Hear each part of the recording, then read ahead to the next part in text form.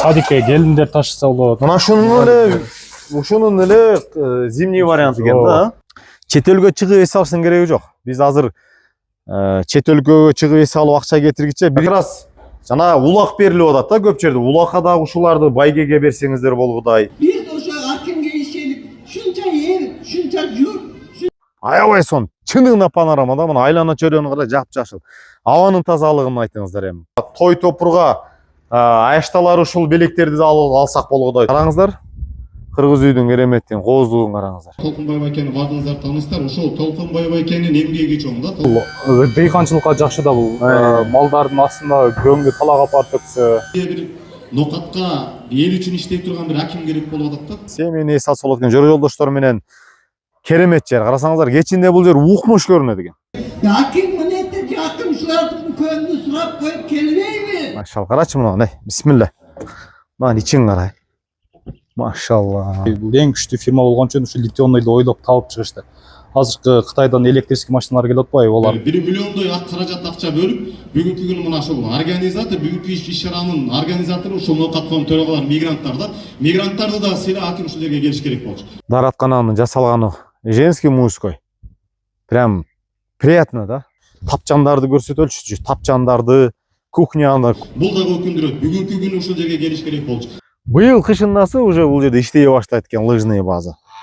Целый бир командага бир бул жерде той өткөзүп калышыңар мүмкүн. Акимчиликтен зам, первый, второй айыл. Ассаламу алейкум, урматтуу талаң таклай канал көрөрмандары, урматтуу мекендештер. Бүгүн 1-июнь, балдар күнү. Майрамыңыздар менен баардыгыңыздардын ошол бөбөктөрдүн майрам күнү менен куттуктайбыз. Ноокат коому бүгүн 1 миллион 100 каражат чогулуп Россиядан мигранттардан акча келип, бөбөктөрдү кубандырып, мамлекеттик камкордук алынган учетто турган бөбөктөрүбүздү майрамдык бир маанай тартуулап, белек чебигизди, конверттерди берип, жакшы бир мероприятиядан кайтып келатабыз. Азыр ноокаттын так ортосунда менин өзүмдүн иним болот, эң жакшы көргөн инилеримден. Анан буларга поддержка бербесек, жаңы иш баштаптыр. Ушундай да бирибизге пайдасы, биз качан пайда берсет. Кыргыз ата боюнча номер 1 мерген болуш керек. Жандарбекте бул мергенди көзгө атарды баарыңар эле тааныйсыңар. Ушул инебиз кичине иш баштаптыр. Илбирс мото борбору дейт. Бул жерде электромуравейлер, скутерлер, айтор учурдун талабы, замандын талабы, эң керектүү нерселер сатылып баштаптыр. Место локациядагы аябай сонун жерде экен. Прям круговойдун эле жаны. Баткен тарапка бир аз басканда бул жерде көпчүлүгүбүз мына бөбөктөрдү алып келип, бөбөктөр аянтчасы бар бул жерде. Ушул жака киресиздер. Ичинде недостройка мына ал. Круговойдун эле берага. Круговойдо мына флаг турган жер недостройканын эле ал жак. Баткен тарапка келатканда ушул жакта азыр кирип, ичине кирип шашылбай толук кандуу маалымат беребиз. Бул инибиз жакшы иш баштаптыр. Азыр эле биз келгенде канча 109 миңге бир электромуравей сатылды да. Азыр аксакалдар, аталарыбыз, чоң аталарыбыз мечитке барып атат, анан талап түзгө, эгинге суу койгону барып атат. Анан эртең менен неберелерди алып бала бакчага келип атат да, мектепке келип атат. Бир эле аксакалдар эмес, жада келсе жаштар деле азыр тем более көп жерде ички жолдордогу асфальт болуп, сонун болуп, шарттар түзүлө баштады да. Айтор ушул эң керектүү нерселерди ушул жерде сатып алат экен. Илбирс деген логотип. Бул фирма Илбирс деген экен. Анан бул Кыргызстан боюнча ар бир региондо, ар бир район, ар бир областта бар дейт, 7 дуанда бар дейт. Ассаламу алейкум, миним кандай? Амансыңбы, тынчсыңбы? Жандүзүңбү? Ке. Сага муну кайерге ийилип коелу. Жандарбек деп ушул эним, бул красавчик эним өзүнүн айылдашымда көзгө атар мерген да бул. Келген клиентти да качырбайт да сөз атат болчу. Ишиң илгери эним. Рахмат. Тынчсыңбы? Ассаламу алейкум. Айтор ушул жерде экен. Сонун жерде. Азыр тилекке каршы свет өчүп калыптыр.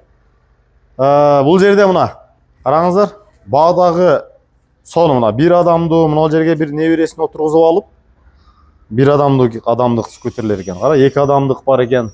Артына бир бала бир кызын отургузуп алып. Ошонун эле наркы үстү жабык экен, а? ооба. Нар жакта түрү бар экен да бул жерде. Азыр акырындык менен суроолорго жооп алабыз.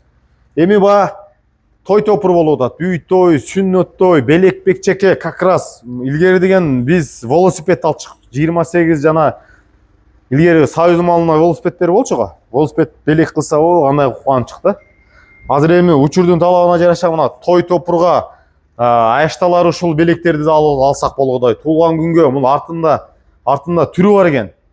Кичинекейинен тартып чоңуна чейин сонун электроскутерлер бар. Кара, 25 миң дейт. 42 миң, эң кымбаты 42 миң экен, эң чоң 35 миң. 33 миң дейт. 29 миң дейт, 27 миң дейт. Жандан дагы мына сонун экен, а? Ооба, бул дагы кышта дагы минсе болот бул. Садикке келиндер ташыса болот. Мына ушунун эле зимний варианты экен да. Сонун экен. Как раз жана улак берилип атат да көп жерде. Улакка дагы ушуларды байгеге берсеңиздер болгудай. Айтор керектүү нерсенин баардыгы сатылат экен. Жүрөм. Бир башынан кайсыл жактан баштайлы? Мына ал жакта запчастарың турат. Бул жерде ремонт да кыласыңарбы? Ремонт, ооба, сервис бар. Сервис бар, өзүңөр ремонт кыла бересиңер. Запчастар дагы бар. Мастер устабыз бар. Жалпы бул Илбирс дейби? Илбирс, ооба. Илбирс логотипте Илбирс деп турат. Бул силерге таанык бир фирма да эми уже. Фирма, ооба. Жалпы Илбирс фирмасы боюнча маалымат берсең. Кыргызстан боюнча эмеңер бар да. Ооба. Точкаларыңар бар да, Бардык областтарда бар. Точкаларыбыз бардык жерден алса болот. Мына жактан баштай берели. Боло берет. Кайсыл жактан баштагыңыз шол жерден баштай бер. Бул Илбирс фирмасы. Илбирс Муравей бул 1,5 тонналык. Борду 1,30га, узуну 1,80 болот. Бунун баасы 140 миң, литионный аккумуляторда. Бул самосвал. Эң чоң ушул окшойт анда. Бул өзү төгөт турбайбы? Ооба, өзү төгөт. Бул дыйканчылыкка жакшы да бул. Малдардын астында көңгү талак апарып төксө, шагал жана башка жумуштарга колдонсо болот. Бул азыр басым менен айтып өттүң да аккумулятор боюнча. Аккумулятор жөнүндө эмне болгон аккумулятор бул? Өзгөчөлүк эмне? Эмне кайсыл жагынан өзгөчө? Башта биз сатканыбызда 5 аккумулятор, 6 аккумулятор эле болчу эле, обычный элечи. Азыр быйыл Кытай бул эң күчтүү фирма болгон үчүн ушу литионныйды ойлоп таап чыгышты. Азыркы Кытайдан электрический машиналар келип атпайбы, олар 300 км деп. Ошол сымал мурдагы обычный аккумуляторлар 40-45 километрге жетет деп сатат элек, буну 60-70 километрге жетет деп. Бул закрытый, суу кирбей турган, качествону өтө сонун пухта кылып чыгарышкан, бир үчтүк кылган, суу кирбейт. Ушуга биздин фирма 2 жыл гарантия берди. Элдерге бере берели деп, сертификаты бар. Анан бир гана аккумуляторго 2 жылдык гарантия бересиңерби же целым ушул Муравейдин өзүндө 3 ай гарантия беребиз. 3 ай эле гарантия бересиң. Аккумуляторго 2 жыл. 2 жыл гарантия беребиз. Бунун ичинде комплектациясында каскасы бар, домкрат ключ, баллон ключ, жана башка майда чүйдүктөр. Анан Кыргызстанга мыйзам чегинде растаможка болгон. Эгерде кийин сертификат бар турбайбы? Сертификаты бар, печаты бар заводтунчу. Буга сертификатына гарантияларын жазабыз, качествосын. Анан кийин да мыйзам чыгып, эгерде муравей көбөйүп кетип, муравейди өзүңөрдүн атыңарга өткөргүлө, номер алгыла деп калса, мына номер бар 2026 чыккан 4-айда деп. Бул рамасына да жазылган муравейдин өзүндө.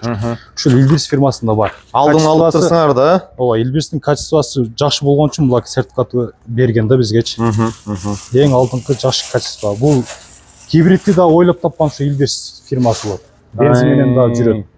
Айтор гибрид вариантында дагы барбы? Ооба, ушунун гибридтери деле бар. Бизден Кыргыз Атадан Кызылкияга барып рекорд койду. Бир токтобой барып келди да ошо гибрид мененчи. То есть гибрид менен барып кайра келди. Кайра келди. Гибридте бул кандай гибрид десе, бензин моторду ойлоп калышат да. Буда аркасында движок бар, ток берет. Эгерде талаада өчүп калсаңыз, досуңузга чалып портер менен алып кет досум, жүктөп кет. Же бирөөнүн үйүнө кирип сайып турайынчы 1,5 саатка заряд өчүп калды дебейсиз да, будачы. Бензинди куясыз, электрический эле жүрө берет. Аркасында движок бар, заряд өчүп калса, же үйдө свет жок болуп калса, кнопка бар, жүргүзүп коесуз. Болду, жүрдү. Кете бересиз, Ошко дагы эле бара берет буларчы. Ушинтип гибридде жүргүзүп алып айдап кете берсе деле болот. Бу илбирстердин бардыгына гарантиялар бир. Литионный аккумуляторда, кислородный аккумуляторда бар, 5 аккумуляторда. На выбор экен да. Бардыгы бар. Ичинде комплектациясында каска, гарантия бардыгында беребиз. Бунун баасы 134 000. Буда самосвал плюс гибрид бар. Булар 1 тонналыктар. Көчөдө калбай турбайсыңбы айтып? Көчөдө калбайсыз. Ишеничтүү да. Ишеничтүү. Алыс жактарга бара бересиздер. Эң сонун. Дагы кайсыны? Баалар кандай салыштырмалуу? Башка фирмаларга, эми мындайлар азыр Аксазор көчөдө көп жерде сатыла баштады да. Баалар салыштырмалуу. Бул жерге клиенттер келип, силерде кымбат экен деп акчасына карап эле кетип калат да. Качествого көңүл бурбайт экен мындай. Акчаны көрүп эле сен аны көрүп качтат. Бизде бирок көп соода болот. Техниканы билген адам келип эле тинекесине 1-2 уруп эле билип койтат. Качествосуна карап, гарантиясына ишенимдүү бергенибизден анан көпчүлүк клиенттер алып келет. Коло коңшу, тууган уруктар келип алышып атат биздечи. Анан тинекелер деле калың, мына гүлдүү тинеке болуп турбайбы? Ушулар калың тинекеден. Бардыгы бар, фаралар да кымбат, кабиналары бар, запчастын түрү бар bizde, барды бар. Эгерде заводской өзүнөн өзү гарантиянын ичинде бузулган болсо, биз келип алып келсе, биз карап беребиз бардыгынчы. Ошондо 3 ай гарантия берип атпайсыңар? Ооба. 3 айдын ичинде электро стук эмне алдыгы скутерлер болобу, бул мынау эмне муравейлер эмне кайсы бир сынбасын 3 айдын ичинде акысыз ремонт кылып бересиңер? Ооба, заводской өзүнөн өзү бузулса да анан заводской өзүнөн өзү бузулса, ремонт эле кылып бересиңерби же алып калып ордуна жаңы бересиңерби? Ремонт кылып беребиз. Анан болбосо биз моторун же аккумуляторун алмаштырып берген күндөр болду. Заводской өзүнөн өзү бирак болуп калат да кээде. Ошондо да жаңы басып беребиз. 3 айдын ичинде. Кээ биркилер түшүнбөптүр, гарантия десе бирөө арыкка түшүп кетип, мына вилкалар, рамалар сындырып кетип, гарантия кирбейт дейм олар. Өзү күнөөлүү да. Туура. Анан как положено сатып аласыз дедик, запчасть сатып алып анан койдуруп кетти да. Түшүнүктүү. Баалары бизде эң арзаны 90 000ден баштап 140 000ге чейин. 300 килограмм пассажирлер бар, крузо пассажирлер. Азыр тинекеде кобадың, но тинеке, например, действительно фольга сыяктуу эле кээ бир тонкий тинеке менен эле жасап салып турган, анан баасы арзан болсо, көпчүлүк ошо арзанына чуркап кетип калып аткан турбайбызбы? Ана арзандын шорпосу татыбайт дейт беле. Айтор алганга жарса чыдап эле, разбирать этип, то есть качествого көңүл буруш керек. Качествого бурганда да кандай? Түсүнө витке карабай эле мотору менен аккумуляторуна басым жасаш керек. Себеби да аккумулятор да главный. Анан мотор. Ошолор күчтүү болсо, муравейди көп жылга кызмат кылдырса болот да. Ошондо бир зарядтап койсо, канча саатта заряд толук алат? Бир зарядка койгондо. Заряд өчкөн маалда кеч 7-8дерде сайып койсо, өзү заряд автоматически өчөт, вентилятор өчөт. То есть бул толгону өзү өчүп калат турбайбы? Не обязательно күтүп отуруп өчүрүш керек, ооба. Ошондо деле максимум канча саатта толук 100% заряд алат?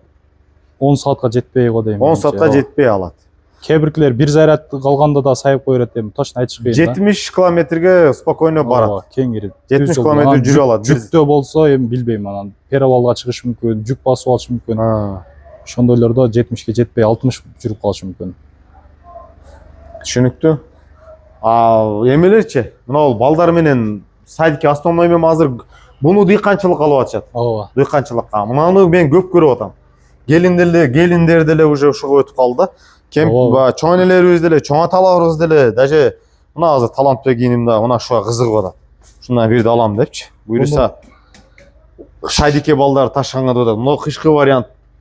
Бул кийин муну алып туруп деле кышкы вариантка үстүн сатып алып туруп чоң үчүн жаап салса болобу? Ооба, устадан болсо жасап койсо болот. Жасагандар болду, ооба, клянка менен жаап. Кышында кандай болот булар?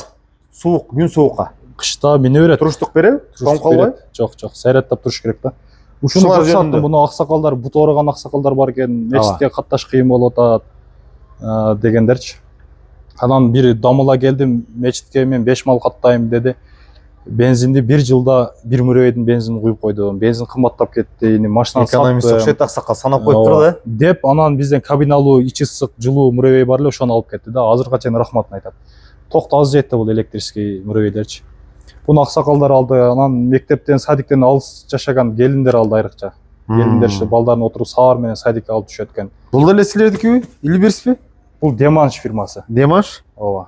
Сапаттуу да келген, эми алып келебиз буюрса. Сапаттуу, Сапаттуу, ооба, Деманш деп. Буларга кепилдик кандай? Канча айга?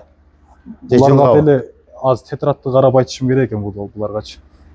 Кепилдик бар. Бул Булардын бир жылдан бери аккумулятору кандай? сатабыз. Эч качан бузулуп, Жалып жок. Бир жылдан бери сатасыңар, жалып жок. Жылдан бери сатабыз, жалып жок берүүсү. Эң сонун. Сүйлөшүү жолдору барбы? Кандай? Скидкасы, там акция, анан банк аркылуу рассрочка, мындай исламга дал келе тургандай, баягы проценти жок жол жоболору барбы ушундай? Бизде рассрочка бар, компанион, Айтышым, Оптима 3 банк менен иштешебиз. Компанионго көп клиенттер жөнөтөм. 14%, 15%тен кылып берип атат. Анан бир-эки киши келди, кайсы банктан кылып келди? Мурабаха деген. Мурабаха исламга туура келе турган келди да, кагаздарын көтөрүп келип, ошондо эле алып кетти. Алып кетишти. Ооба. Мурабаха бар экен, значит. Ислам принцибине шартына туура келе турган банктар да бар экен да, например. Баягы Исламик банк деп дагы кайсыл банктар бар эле. Ислам банк, ошолордо болуш керек да мурабаха. А процент менен деле бар экен айтор, э? Ооба. Түшүнүктүү. Бул жакта запчастарыңар турат, толтура. Запчастар кандай? Булар керектүү запчаст, булардын сынып кала турган болсо, запчаст доступный элеби? Бардык запчасттарды таба алабы силерден? Бардык запчасттар бар.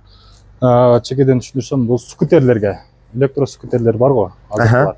Ошолорго бул мурабейлерге зарядниктер 72 вольт, 60 вольт, канча аккумулятор күчүнө карап бардык вольттары бар да мындайчы.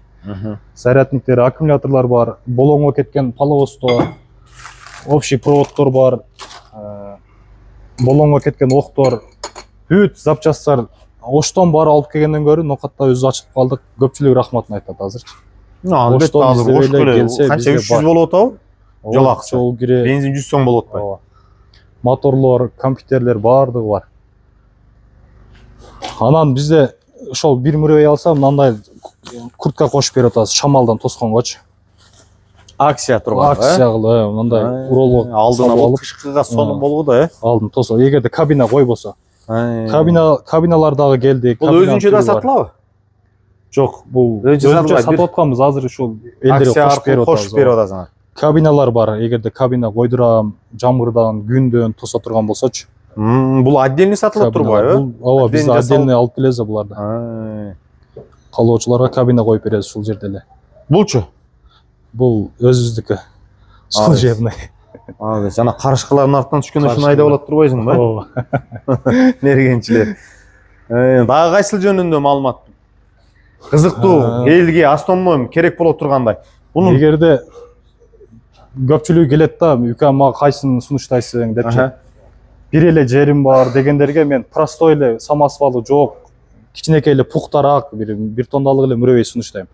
Анан энем бир 10 штук өгүзүм бар, жылкы багам, алма бактарым бар дегендерге, дыйкандарга, таза дыйкандарга 1,5 тонналык мурабей сунуштайм. Себеби бунун борту чоң, күзүпчү. Яш көбүрөөк батат. Пресс чөпчүктөсө талаадан азыр портерлер дагы селерке кымбаттап кетти. 2000-3000 алып келип атпайбы талаадан. Бул менен 15-20 пресс жүктө эле ташып алса болот, 3 рейс, 4 рейс кылып. Картошка деле көп батат. Чоңураак, дыйканчылыкка жакшыраак да. Срок служба кандай? Эгерде аярлап, мындай балдарга берип, анан көчөдө катуу айдап, мындай бир жерге кулап кетпестен аккуратно колдоно турган болсо, канча жыл бул дыйканга кызмат кылып берет? Бул ошол биз айткан, биз бул жерде сатып атканда үйрөтөбүз да. Эгерде алдыга кетип атыр, эски аркага салып жүрбөк, кнопканы баспа. Жүк салганда полижный, повышный деген бар бул жерде. Моторду грузовой мотор кылып берет. Бир кол минсе буну өтө көп жыл минет. Азыркылары колу коңуш сурап атат, тууган уругу, жаш балдар минип алып таракка турак айдап атпайбы? Жаштарды көп көрүп атам да, артына досторун отургузуп алып, даже көчөгө чыгып кетип атышат да. Бүт келип атат бузулуп эле, анан мынаны кошподуң эле десем, каты кетип аткан жеринен полижный тартып жүрдүм эле дейт. Мотор айланып атканда күч келгенде сынып кетет да. Буларды техниканы билген адам бир кол минсе, бул жакшы кызмат кылат болчу. Айтор жаштарга не советую деген кыскасы, буну возрасттогу мындай түшүнгөн адам, аярлап айдай турган болсо, 10 жыл айдайбы? 10 жыл кызмат кылып берет дыйканга. 10 жыл. Бир кол айдаса 10 жылга гарантия экен да. Кызмат кылып берет экен. Анан базарда леви кылат элем досум, кандай сунуштайсың дейт. Базарда левиң ушул 700 кг, 1 тонналыкка чейин кичинекейлер чыгат. Себеби мына чоңдору кызык болот да. Бул эки мурабей базарда встреч келип калса батпай калат. Бул чоңдор. Туура. Анан досторум алды 6000-5000ден иштешет экен, мурабейди рассрочкасын актап плюс машина алып алгандар бар. Мурабей эми кирешеге иштейт экен. бензин куйбайт. Бир күн эртеден кечке жетет экен да. Смел, базарда иштегендеги. Биз айылдан деле келип минип кайрадан чыгып кетип атпайбы, левени кылып. Бизден Акбулактан Нокотко айдап келип кайра чыгып кетип калат ошо. Мен жана Нурлан байкени көрдүм эле бир. Нурлан байкенин Нокотко келип атканын көргөн болчу. 75 Нурлан байке барбы? Чоңунан бергенсиң бага, чоңунан бир көрүп калдым, айдап келет. Келип кайрадан чыгып беришет. Бул жана баа болуп атты эле. Мына канчага кетти? Биздин алдыбызда сатылды бул. Ушул кеттиби? Бул 108 мына клиенттер өзү да келди. Келиң бир сүйлөп коеюн. Ага, келиңиз. Келиңиз эми бир.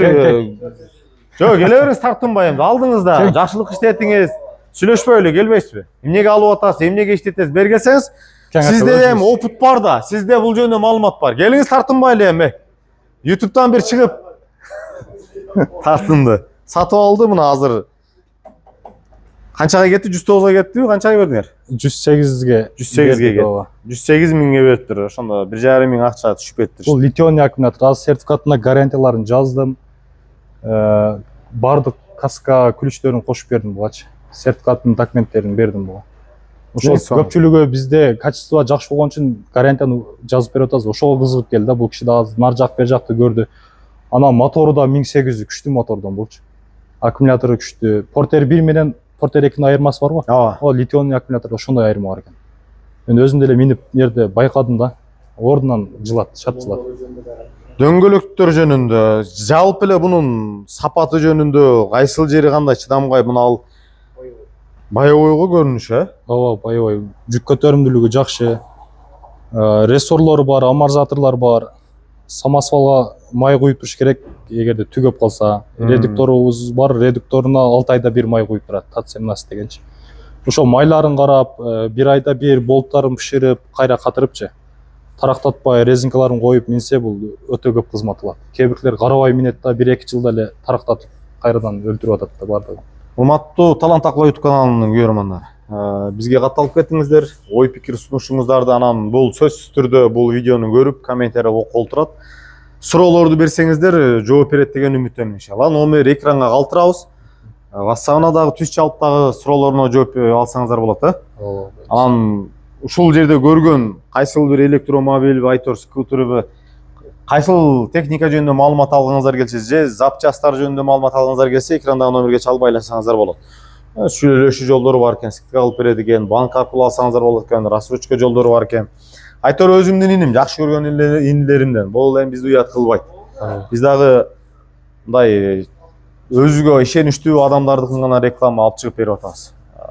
Мындайча айтканда ишеничтүү адам болгон үчүн келдик. Уят кылбайт. Эми Кыргызстан боюнча точкалары бар экен, Ар бир областта барбы точкалары? Башка региондон дагы биздин көрөрмандар бар да. Ошол өзүңөрдүн районуңардан, областыңардан алыңар келсе, ишеничтүү ошол Илбирс фирмасынын техникаларын алыңар келсе, бул жак менен байлансаңар, ошол региондун номерин сөзсүз түрдө. Номериңди бир ооз-эки деле айтып коебер, биз экранга дагы калтырып коебуз. 0501 менен 37 99 88. Ушул номерге байланышыңыздар, урматтуу мекендештер. Биз эми майрамдык маанай тартуулап отуруп эле учурдан пайдаланып, инибизге кичине биздин колубуздан келген жардам ушул болсун деп, иш баштаган экен, колдоо көрсөтүп коюш максатына келип сиздер менен бөлүшүп атабыз. Бири-бирибизге ушундай деп пайдасы бизге качан пайда берет. Азыр мындан нарыда бир байкебиз эс алуучу жай ачыптыр, Соонун. Ал жерде чагылдырып, аны дагы өзүнчө бир репортаж алып чыгып беребиз. Бизге катталып кетсеңиздер, бөлүшүп, лайк басып, Талант Акбулак Instagram баракчасына катталыңыздар. Жеке өзүбүз көпчүлүктүн суранычы менен ушу Instagram баракчабызды ачтык, Норматив Кизбек деп издесеңиздер чыгат. Ушул калпак менен сүрөтүбүздү койгонбуз. Бизге да катталып, видеолорубузга лайк басып бөлүшүп коюңуздар. Амандыкта учурашалы, урматтуу мекендештер. Бөбөктөрдүн майрамы менен дагы бир жолу ассаламу алейкум. Ассаламу алейкум, урматтуу мекендештер, Талант Акбай каналынын көрөрмандары. Биз азыр бүгүн 1-июнь, балдар күнү Нокотко менен биргеликте бөбөктөрдү сүйүнтүп, анан бир иш баштаган инибиздин алдынан барып эле видео тартты. Азыр дагы бир байкебиз видеодо Соонун кылып атайын кыргыз үйлөрдү, кыргыз парламенттери менен Соонун эс алчу жай дайындадым эл үчүн, элге кызмат кылалы деп. Бир конок болуп келип кеткиле дегенин, ошол жака баратабыз иншалла. Келен мындай бир жакшы бир репортаж кылып берели деп атабыз. Азыр эми кара кой 1 айга орун жок да. Ал жакта эми биз көрүп чоңойгонбуз. Сырттан келген коноктор эс алсын, туризм өнүп өссүн. Бизге местныйларга мындай жаңы эс алган жерлер бизге азыр ушул жерлер керек. Жаңы жерге, жаңы ачылган эс алчу жайларга барып эс алганыбыз жакшы. Азыр биз Исанов айыл өкмөтү, мына Көкбел айыл өкмөтү карап кетип атабыз. Жаңы базардан өттүк. Жолу сонун асфальт эле келет экенсиздер. Көкбел тарапка баратканда жаңы базардан өтүп. Атайын жазуусу бар дейт. Акниет дейт. Мына Акниет тойканасынан өтөт экенбиз. Акниет тойканасынан өтүп бир аз жүргөндө оң тарапка указатель көрсөтүлөт деп айтты. Азыр эс алчу жайдын ошол указатели бар экен, көрсөтөбүз. Ошол жерден оңго буруласыңар деди. Жамыр жаап, салкын болот, сон болуп калды. Азыр жогору жакта укмуш көрүнсө керек. Мына көрдүңбү? Мына туушта экен, сонун жерде экен. Автоунаа менен барса болгудай. Сонун, аябай сонун жер экен. Прям тоонун боорунда экен да. Машалла. Байкеникине конокко кетип атат мына. Указательда мына плакатта көрүнүп калды. Айтор Көкбел тарапты карап, жаңы базардан Кургойдон өткөндөн кийин асфальт менен эле келет экенсиз. Мына ушул жерден оңго кирип кетет экенбиз. Мына токтотойн тартчы, көрүндүбү? Өтүп кеттик, Азыр эми барып тактабыз. Мына Чоң Мурун деген эс алуучу жай экен. Мына көрдүңүздөр, ушул жерди эстеп калыңыздар. Место локация ал жакта иштейби, интернет иштебейби, бизге караңгы, ошондон улам возможно иштеши мүмкүн. Ал жер эми эс алуу жай болгондон кийин мына борборуна татып койчу.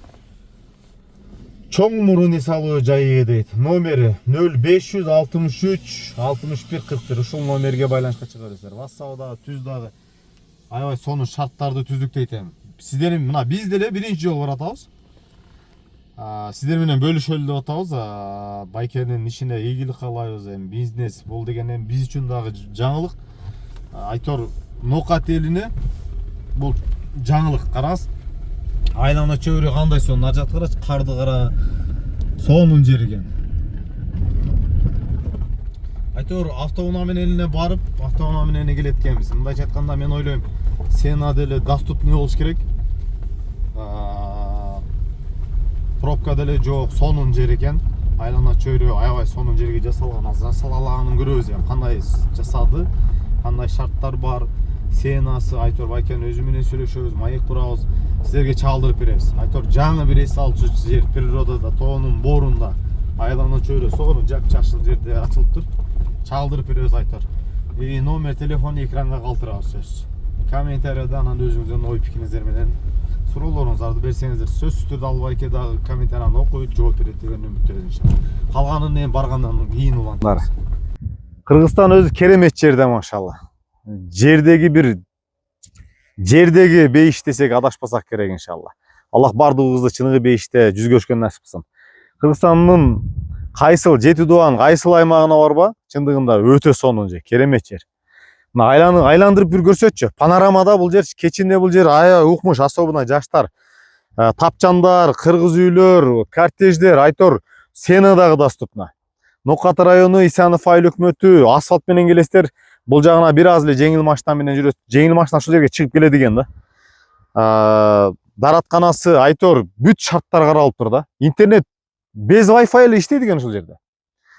Панорама экен мына. Панорама Чоң Мурун эс алуу жайы, асфальтта жолдо келатканыңарда оң тарапта указатель, плакат көрүнүп турат экен. Чоң Мурун эс алуу борбору депчи. Анан келатканда эки жерден ачакай жол болот экен. Толка солду көздөп келе бересиздер. Жеңил машина менен туура ушул жерге жетип берет экенсиздер. Бүт шарты бар. Кыргыз үй 30 кишиге чейин батат экен. Тапчандар 15 кишиге чейин батат экен. Тапчандар болгону 2000 сом. Кыргыз үйлөр болгону канча деди? Кыргыз үйдө 8000 да? 8000 сом. Болгону 8000 сом.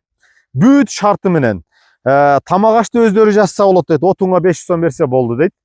Анан өзүбүз да жасап беребиз дейт. Отунга 500, кызмат акыбыз 1500. Айтор 1500, тапчан 2000 болсо 3500 15 адам келип салса болот экен. Семейни салса болот экен. Жора жолдоштор менен керемет жер. Карасаңыздар, кечинде бул жер укмуш көрүнөт экен. Аябай сон. Чындыгында панорамада мына айлана чөйрөнү кара, жапжашыл. Абанын тазалыгын айтыңыздар эми. Прям дем алып атасың. Машалла, гүлдөрдүн жыты, табигый, чыныгы, натурал, чөптүн жыты, тазалык, абанын тазалыгы, тынчтыкты айтыңыздар эми. Чымчыктардын угулуп атабы?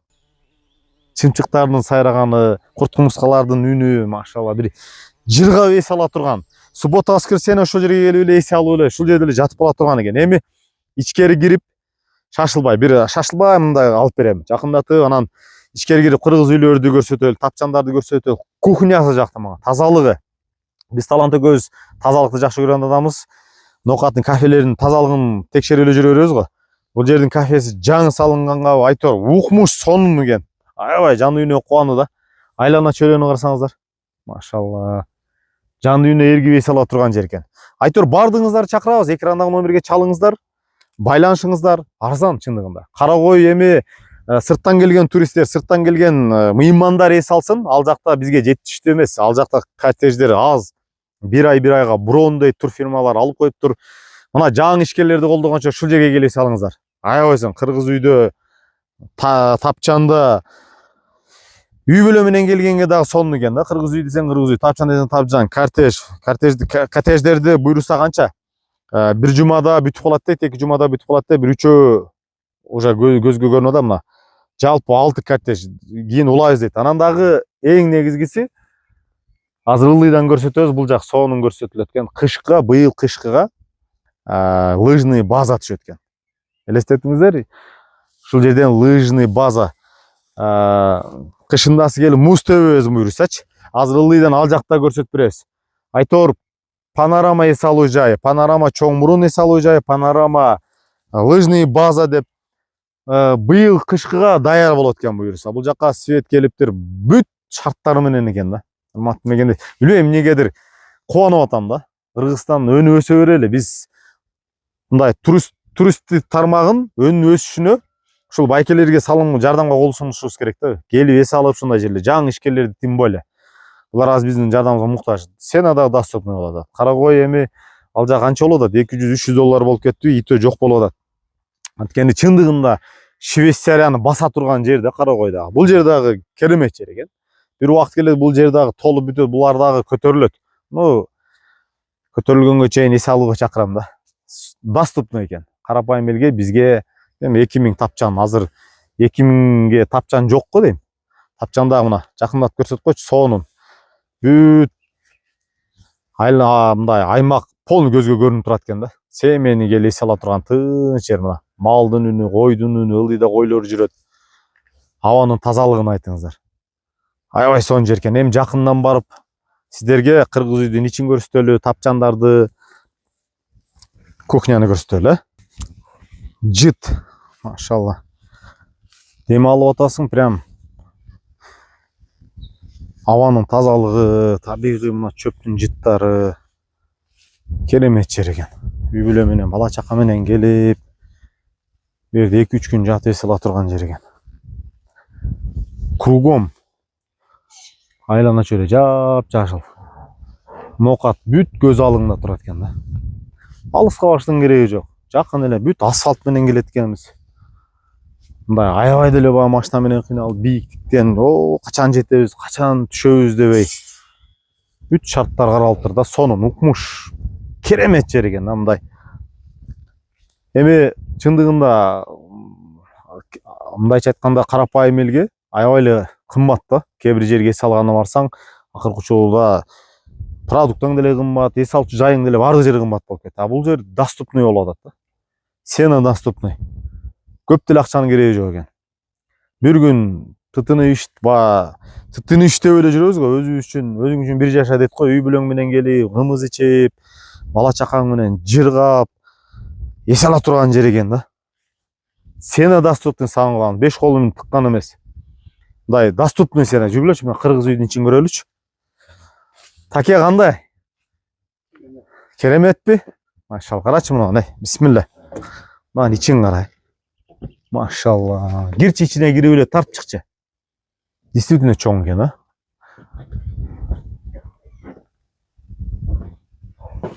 Жамгыр жааса дагы бул жерде сонун эс алгыдайсың. Машалла. Мына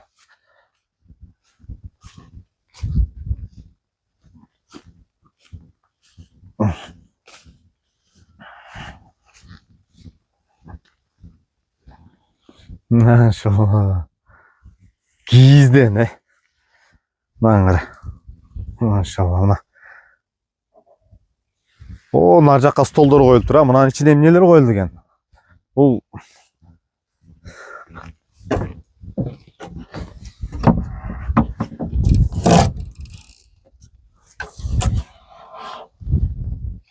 Бұл жерге 30 адам батқыдай, машалла, чын? 30 адам батқыды. 30-дан деле көп батқыды. Аябай чоң кенди, ичин карасаң. 30-дан деле чоң. О, нарқысын, нар жақта стулдар қойылып тұр да. Шоны көрөлүчү. Машалла, мына тапчандарды кара. Канча тапчан бар экен? 1 2 3 4 5 6 7 тапчан бар экен. 1 2 3 4 кыргыз үйү бар экен. Ошо наркы кыргыз үйдө стулдар коюлган окшойт. Жана кээде болот го. Мыймандар келип калат. Интеллигент. Саясатчылар, мамлекеттик иштеген болот. Чоңдор келип калганда губернаторбу, акимби, айыл өкмөтпү болот го. Ошол учурда ал адамдарды эми стул отургузганың жакшы. Мына ошол как раз ушул кыргыз үй ошого даярдалган окшойт. Сонун чындыгында ошондой мен ойлогондой экен. Кирип көрсөң ичине. Ошондан кара.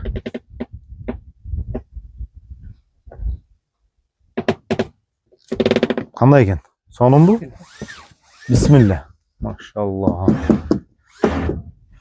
Бул жерде свет бар экен, а? Жаныр алчы. Көрдүң? Түндүккө коюлуп тур свет да, көрдүңбү? Так, 1 2 3 4 5 12 адам. 12 адам. 15 адам кеңирип атат экен. Тазалыгы натурал, бүт жыгачтан, кийизден. Мына кыргыздын көчмөн калкпыз го биздин кыргыз үйдүн. Кара керемет деген. Өтө сонун экен, өтө сонун. Дагы эмне керек? Болгону 8000. 8000. Табигаттын ойнунда жырга бес ала тургандай, айтор тапчандарды көрсөтөлчү. Тапчандарды, кухня.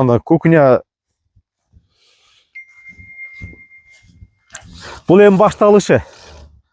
Арчалар тигилиптир, капельный жол менен тамчылат, суу карап турганда суу алып келиптир. Мына арчалардын тигилгенин кара. Мыналар эртең бат эле өсүп кетет алдыгы. Талант алдыгын кече 1 жылдыкты айтпады беле, 1 жыл. Аты эмне деди ушул эмен? Павильона, 1 жылда, кече 1 жылдык эмесин көрдүк. Аябай чоңоюп тур да алчы. Ал бат эле эметет экен. Жеңил машина мынантип келет экен ушул жерге чейинчи. Биз жеңил машина менен эле келдик. Машиналар менен ушул жерге чейин келип, шашылбай, кыйналбай. Ушул жерден эле түшүп эс алып кайра ушул жерден машинаңыздар менен кетип калат. Электр энергия бар экен бул жерде. Машалла, мына тапчан, стулдар коюлуп тур, арчалар тигилиптир, бак-дарактар, гүлдөр. Машалла, мына жерде семейни келип эс алып, буйруса иншалла кийинки суббота келинчегим менен ушул жерде эс алып кетем иншалла. Бала чакамды алып бир эс алалы өзү үчүн талант, чогуу келели. Чогуу келип бир эс алалы. Кышында жайдын күнү эми ушу айлана чөй мына табигатка мас болуп элечи. Таза аба жутуу үй бүлө менен ушул жерде жырга эс алган. Кышында мелесет эртең мына. Көрдүңбү алдыгы түздүктө мына. Алдыгы жаппыз турган жер. Ошол жерден тартып 1 километр лыжный база. 1 километр лыжа менен элестеткиле, бул азыр нукатта эч жерде даже Каракөйдө жок. Быйыл кышындасы уже бул жерде иштей баштайт экен лыжный база. Мына жаңылыкпы сиздерге. Машалла, мына тапчан. Тапчан. Канча киши? Бул жерге деле канча 15 киши смело бататты, кара. 15 киши.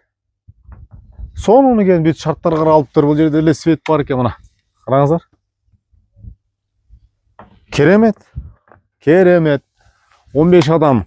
Айтор бир компания келип, жолборстор менен келип, мен да иншалла 86 жолборстор менен келип, семейни деле ушул жерге келип салсак болгудай. Алыс издеп, анан кымбат экенде олтурбайчы.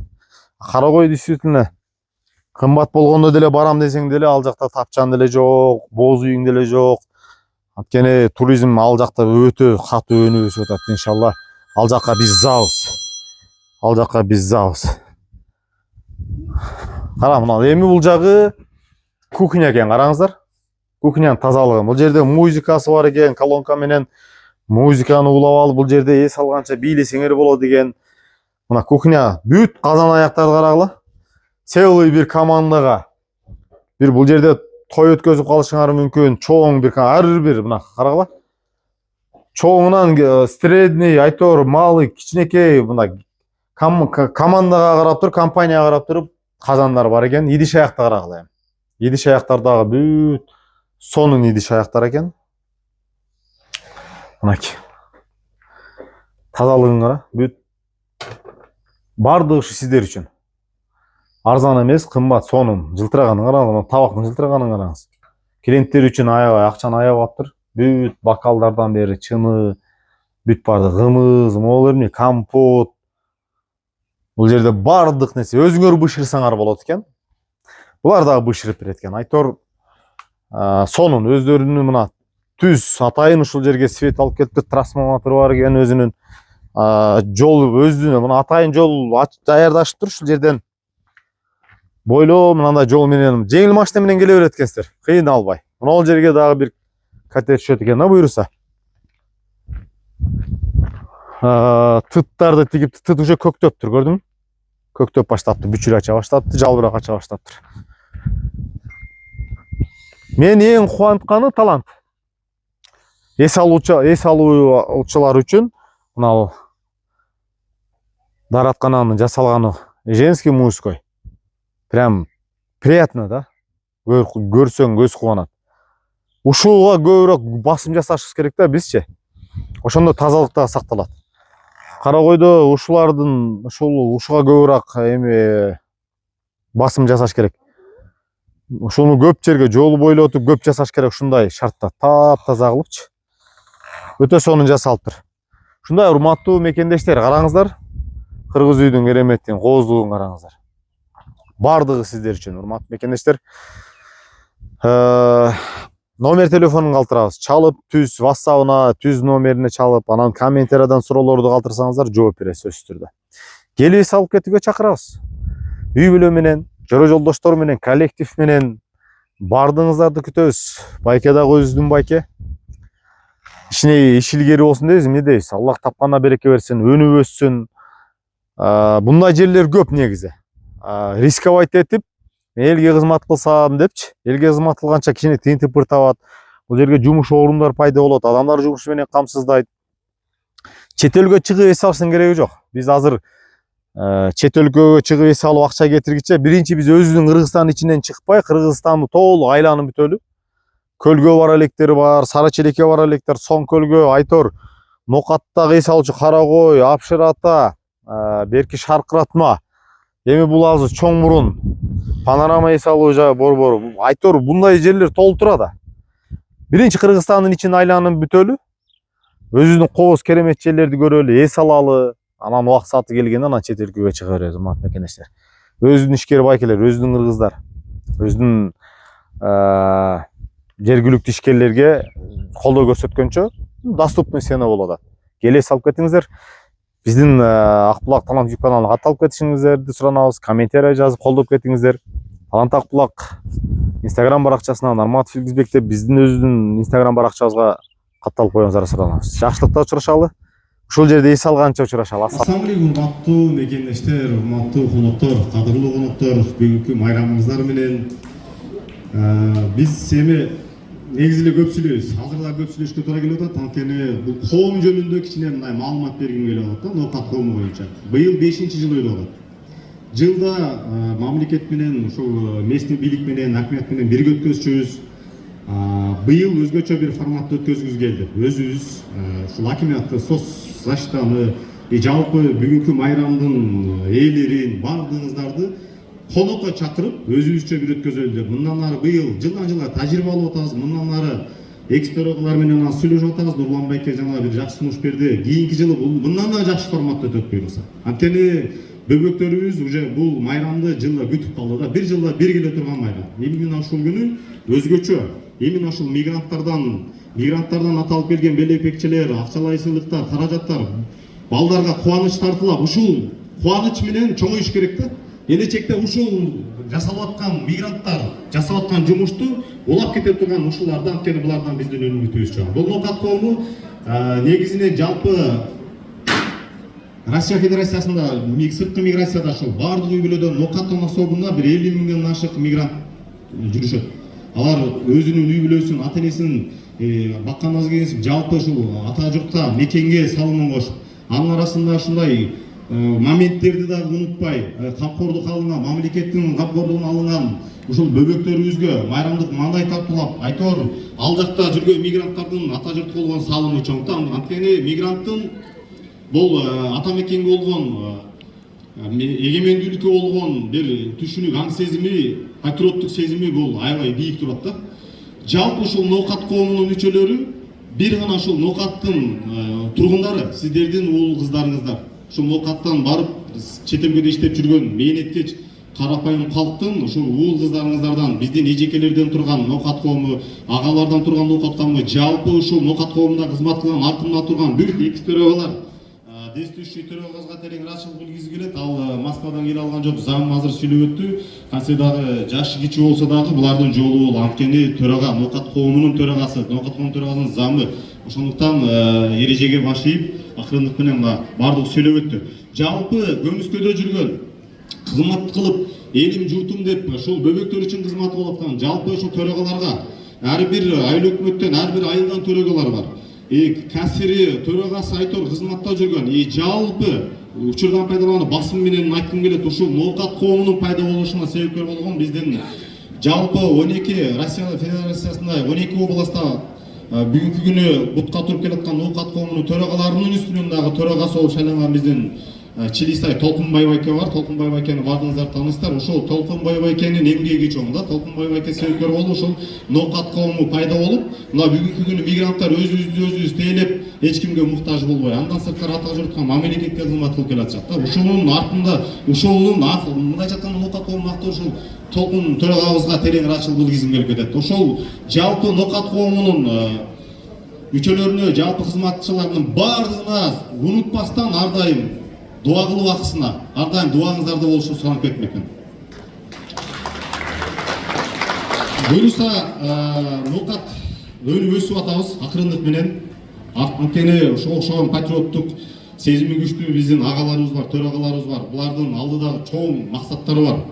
Жеке ошол местный бийлик менен биргеликте самместно иштеп, булар менен сүйлөшүү, келишимден деген инвестиция келип, мамлекеттин өнүгүшүнө, особенно ошол ноокатка салым кошконго булар даяр да. Буларга просто бизге мындай келишимге келе турган, тил табыша турган, бизге бир ноокатка эл үчүн иштей турган бир аким керек болуп атат да. Азыркы аким добровольно ара жазган.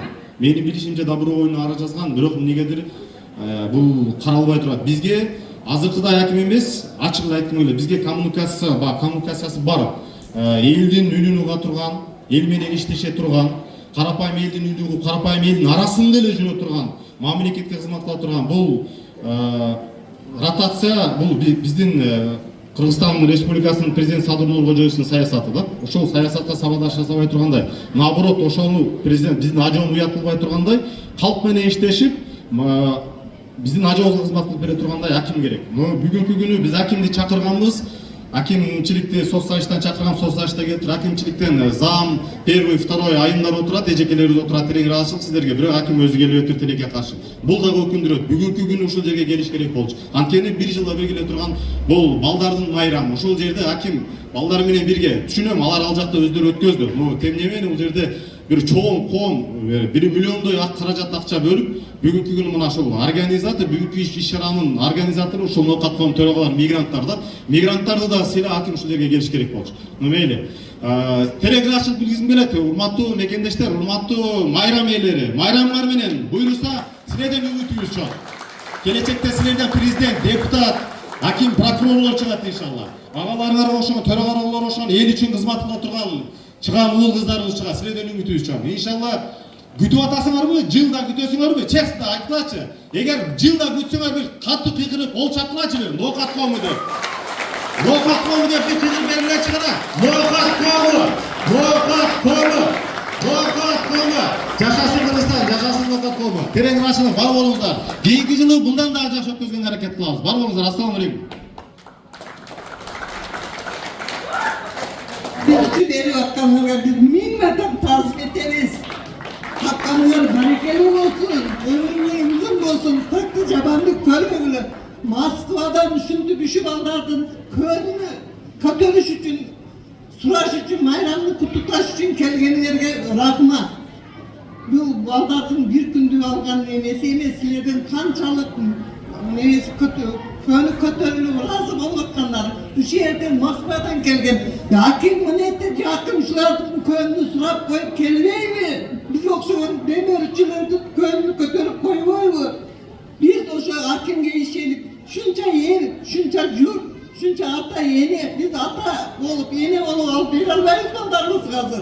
Demirçi olarız. Çok gelip su baldarını surap koysa bolup da. Ben şu yerden yüreğim oğludu. Silerden bir günlük milyon meselede tatlı etmenlerge bir şulardan köyünü kötürgönüver için ben razıçılık bildiririm. Barakallah, tapkanlar. Bunlar da köyüsün. Hacıları kayta bağıştırın, nasip etsin. Bala çakanlardan huzurunu görülmesilerden huzurlarda ataneler görsün. Hiç kim bolmogla, omen bardığınızlar, alakanızlardı, jay küşü ballarga duanızlardı verinizler. Hiç de giden kim bolmogson, bala çakası benim ömür boyu iki dünya baktılılıklı versin. Rahmat, Moskvadan tapkan mallarım. Дайыма ушул ноокаттык акам келди деп, досум келди деп уюштурушат. Мына ноокаттыкпыз деп бул жерде уюштуруп атат. Рахмат силерге, ишиңерге ийгилик каалайбыз. Жалпы салым башкону уюштурушуларга рахмат.